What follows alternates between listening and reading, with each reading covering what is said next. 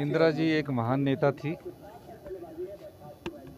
और उन्होंने जब देश विकास की गति पकड़ रहा था, कई कानून लाकर उन्होंने सुधार किए और जिसमें लैंड रिफॉर्म्स थे, बैंकों का राष्ट्रीयकरण था।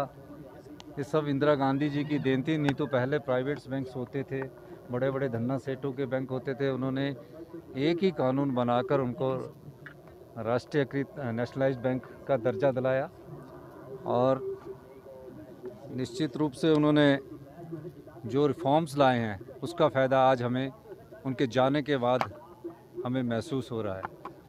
वो एक ऐसी नेता थी, जब 1971 का युद्ध लड़ा जा रहा था तो उन्होंने इस देश की खातिर, जब हमारा देश अभी विकसित देश नहीं था, विकास की गति पकड़ रहा था, बांग्लादेश के रूप में एक अलग राष्ट्र का निर्माण किया। इसका देशभक्ति से, इससे बड़ा देशभक्ति का उदाहरण और कोई नहीं मिलता। और अपने प्राणों की बलिदान इस देश की एकता और अखंडता के लिए उन्होंने दिया। उन्होंने उड़ीसा में एक जनसभा में कहा कि मेरे खून का एक एक कतरा इस देश की एकता और अखंडता के लिए काम आएगा।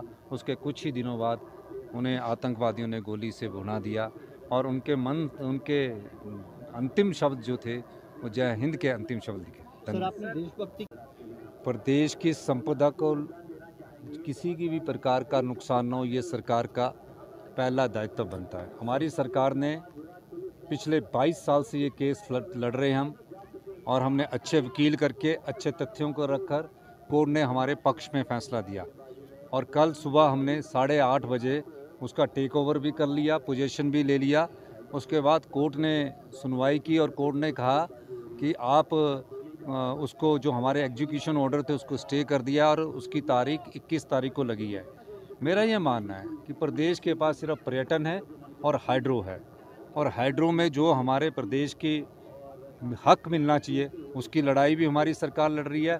पर्यटन में जो चीज़ों का में हमारा हक बनता है वो हम अपना हक लेकर रहेंगे, और ये लड़ाई कानूनी भी लड़ेंगे और राजनीतिक रूप से भी लड़ेंगे। सर, क्या क्योंकि कोर्ट ने स्टे कर दिया, कोर्ट ने ऑर्डर दिया था। कल वो 8:30 से 3-4 बजे तक तो स्टेट का एडमिनिस्ट्रेटर भी वहीं था, अकाउंट ऑफिसर भी था।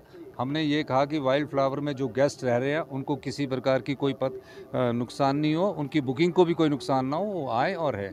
लेकिन ये स्टेट की संपदा है।